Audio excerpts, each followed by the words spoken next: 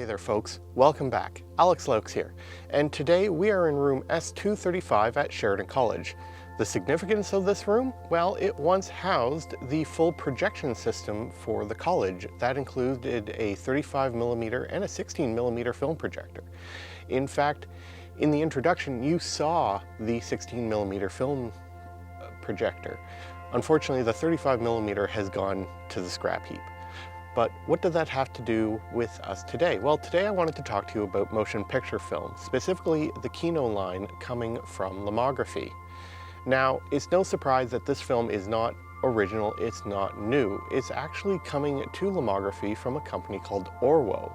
And Orwo itself is a very old company within the world of film photography.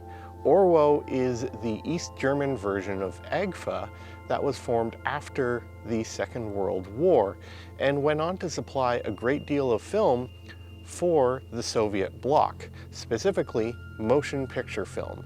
And that film is directly available from Orwo, or you can buy it through the Kino line from Lomography. I personally really like this film, and it's a great way to get Orwo film into the hands of average photographers. And don't let the fact that it's a motion picture film scare you. It works beautifully in your still 35mm and in some cases 120 cameras. Let's break the 4 stocks down. So the very first entry in the Kino line was Berlin 400. Berlin 400 is Orwo N74, a 400 speed film, and is essentially Orwo's Tri-X clone, or APX 400 if you're going from the AGFA line. Now, don't think this is a grainy film. It is grainier than your average 400 speed film is today, such as Tri-X 400 and Team-X 400, but remember, this is a motion picture film. It's designed to be shot at the negative and then become a positive film and projected high speed up onto a screen. So grain doesn't really matter, but don't let the grain bother you. It's actually quite pleasant, developed in all your standard developers. So it works really well in D76 or ID11. You'll notice some grain popping out, but you'll maintain a decent sharpness, good tonal separation, and a decent contrast. In HC110, it works well also. And HC110 works super well if you're pushing or pulling the film in development due to an over or under exposure when you're shooting it. Fun fact, when I shot my roll of Berlin 400 and developed it in HC110, I accidentally shot it at ASA 100. That's a 2-stop pull in development and a 2-stop overexposure, and the film handled it well. So don't be afraid to torture this film a little bit. It definitely can take it. The one developer I don't recommend using is Rodinal, unless you're doing a stand develop. It really exaggerates the grain and makes it a little too contrasty for my taste. My personal favorite, however, is D96.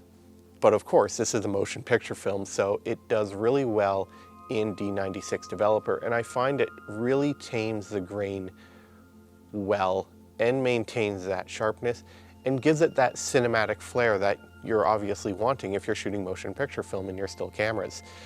One of the great things about Berlin is that Lomography has it in both 35mm format, and you can also shoot it in 120. And that larger negative really does tone down that grain. And I mean, who doesn't want to shoot motion picture film in your Rolleiflex, your Hasselblad, or your Mamiya? All right, so the second entry into the Kino line is Potsdam, and there's going to be no strangers on this bridge. Potsdam is Orwo UN54. UN54 was actually my first introduction to Orwo films when I received a few rolls of the stuff bulk loaded by Leslie Lazenby of the Film Photography Project. UN54 is my favorite, hands down, no questions asked. This has a rich, deep contrast, amazing tone separation, fine grain, and sharp. It was essentially Orwo's answer to Kodak Plus X, which, who doesn't love Plus X, especially if you've actually shot it in any mass quantities. So what does UN54-like? Well, again, it works well in D76 and you get that nice cinematic look, especially in D96. HC110, again, great developer, but you don't want to develop it in dilution B. You're going to want to develop it in dilution H, or 1:63 if you're using Ilfotec HC. Rodinal loves it, but you will see an uptick in your grain. One of my personal favorite developers other than D96 is PyroCAD HD. And I mean, it's the best of both worlds. You both have a fine grain and a sharp image at the end. Like Berlin, Potsdam is available both in 35mm and in 120, which makes it super versatile. Again, loves that square format, loves that 645 format, just an incredible film, well worth your while. And just recently, Street Candy has decided to release UN54 as their MTN 100 film. So if you can't find it at Lomography, you can always pop over to Street Candy, see if it's available there. All right, so now that we have the two standard films covered, let's talk about some of the slower Orwo films available in the Lomography Kino line. The first being Babylon 13, and don't worry, it's not your last best hope for ultra-low ISO films. Babylon 13 is Orwo DN21, and it's an internegative film. It's designed to act as a go-between between your master positive and your archival duplicating positive. So you can expose your positive film, create a negative film, and then use that negative film to produce a second positive. Lomography recommends shooting Babylon 13 at ISO 13, but I've actually been shooting it at ISO 12 and it works just fine. You can bring it all the way up to ISO 16 as it's listed on the Orwo data charts. Now, the one thing you do have to watch out for is that this film is incredibly sensitive to blue light. So your blue colors when you're shooting outside will render white and you'll start to lose some of your highlights. So it works really well on a cloudy day. And being an ISO 12 to 16 film, you shoot it with a wide lens or a fast lens and you can get decent shutter speeds to shoot it handheld. The primary developer for this is Kodak D96. They don't actually have D76 times for it, but I'm sure you can figure that out yourself if you're into that. It also works well in HC110, either dilution B or dilution H if you want to tame that contrast a little bit. There are times for Rodinal, but it presents too contrasty for my tastes. And the only other developer that's fairly standard is Ilford Ilfosol 3. Now, if you really want a noir look to your images, then Ilfosol 3 is definitely the way to go with this film. Being a ISO 13 film, there's no grain whatsoever, and it is fairly sharp. The one thing you do have to watch out for is that it does have a tendency to ghost a little bit, especially if the film's a little bit loose in the, is not held tightly against that back film plane.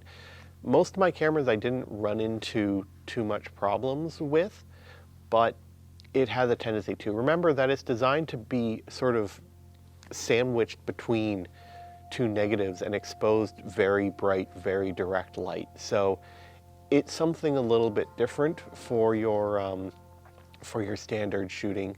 And personally, of the two low-speed films, it's my favorite, and I could potentially see myself using it again. So the fourth and final film in the Lomography Kino line is Phantom 8. Phantom 8 is Orwo DP31. Now DP31, that is that positive film that is used for archival storage and duplication of master positives. I don't know the exact ISO of it. The data sheet isn't clear, but Lomography recommends shooting it at ISO 8. I've also shot it at ISO 6 and it does provide good results there. So there's a bit of wiggle room, but again, between 6 and 8, that's not much of a difference in film stops. So this is a tough one. It's incredibly contrasty, no grain, and incredibly sharp. The reason it is incredibly contrasty is because it is by its nature, a positive film, hence DP31. And I don't really like it. Not my personal favorite. It's incredibly slow and even more sensitive to blue light. So again, you're starting to lose your blue sky. It's going to render white, and you're going to start losing your highlights. Ideally, again, you want to develop it in D96. HC110, even when you go down to dilution H1 to 63, you really start to see that contrast come out strong. And even more so in Rodinal, and Ilfosol 3 does an okay job. Again, only available in 35mm. I'm not sure about releasing it in 120. Personally, I don't want to. It's just not my cup of tea. It might be yours if you're really into that film noir look, if you're into that heavy contrast. You're going to get it with Phantom 8. But if you're looking for the perfect developer for it, definitely stick to Kodak D96. So that about wraps it up for today's video. Thank you so much for sticking around to the end. If you're new to the channel, hit that subscribe button and ring the bell notification, hit like, and leave a comment below. What's your experience with Lomography Kino films? Do you like them? Do you prefer to buy them directly from Orwo? And speaking of that, you can of course purchase these directly from Lomography. There's a link to their shop below. I'm in no way sponsored by this. I just really like their films and wanted to give you sort of a brief overview of it. Additionally, if you are into bulk loading and don't mind just shooting 35mm, you can order 100-foot spools directly from Orwo North America or Orwo directly if you're in Europe. Additionally, Lomography films, the Kino lines, are available through the Film Photography Project. If you're looking for D96, you can mix it up yourself. There are instructions online for that developer. Or if you want to buy pre-mixed pouches, you can purchase those directly from Cinestill. They sell a 1-liter kit, or from the Film Photography Project, they sell a 1-gallon kit, which is good for 50 films. Next month, I'll be actually talking about D96 in greater detail. It's a fantastic developer and one not just for your motion picture films. That's it for me. Have yourself a great day. Stay safe, get out there, shoot them cool film photos.